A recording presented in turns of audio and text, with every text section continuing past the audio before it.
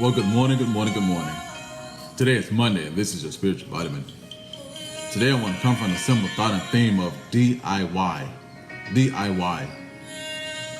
Most people are familiar with DIY from do-it-yourself. But I'm not coming from that standpoint this morning. I'm coming from the standpoint of the acronym of deliverance in yielding. Deliverance in yielding, DIY. A yield sign is used as a warning sign that there may be something ahead that requires you to slow down and be cautious of your surroundings. Yield also means that you should not often we're in a hurry to do things, to do that, to do this, that we fail to yield to the direction and voice of God. Watch this. Check this out. It is in those moments of hurriedness, don't miss that, of hurriedness, that we fail to allow the Holy Spirit to truly guide us, and we miss it. We miss the direction we should go. We miss what we should be doing. So oftentimes when we are driving in our vehicles on the roadways and even on the expressway, oftentimes we have these directional signs that tell us which way to go. Some merge left, merge right, stop, slow down, detour, U-turn, all these different signs. And these signs are designed to help us or prepare us for what's ahead. These signs help us to navigate the roadways and navigate the expressway so we can avoid certain things that are ahead. Oftentimes we have the same yield signs in our lives from a spiritual perspective. And we don't yield to what God is doing and telling us, but oftentimes we hurry and we don't hear the voice of God, we don't follow the Holy Spirit, or we don't let the Holy Spirit move us, and so therefore we end up moving in a direction we shouldn't move into. Yeah. And then at that point in time we're despondent, we're upset, we're discouraged, we're trying to figure out what's going on or what happened or why didn't it happen or why did it go that way, why did it go that way, and we fail to realize that we did not yield to the voice of God. So oftentimes when people think of deliverance, they think of something negative.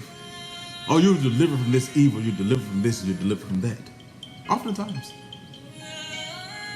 But most of the time, deliverance is not from something negative, but deliverance, which comes from the root word deliver, which goes into deliver and so on and so forth, which means that something was delivered to us from God. Therefore, the delivery came through the Holy Spirit, and we got in something that we were delivered, either a blessing out of, going to, so on and so forth. So there is a deliverance in yielding because God is always delivering something to us to help us. And it's not always bad, as we so often think. What can be delivered to us, right? What can we receive deliverance in and from if we just yield? Whether you're struggling financially, whether you're struggling emotionally, whether you're struggling physically, there's deliverance in yielding. On last week, I used the acronym ASK. Ask, seek, knock. And doing these things, there's a deliverance in our yielding, because when we ask, seek, and knock, we have to yield to our own thoughts. We have to yield to what we think or see we should do. There's always a yielding. Psalm 16:11. You make known to me the path of life.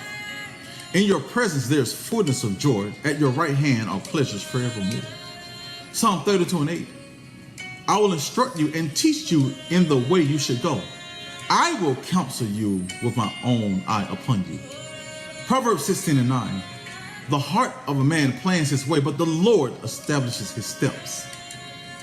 Romans 8:28.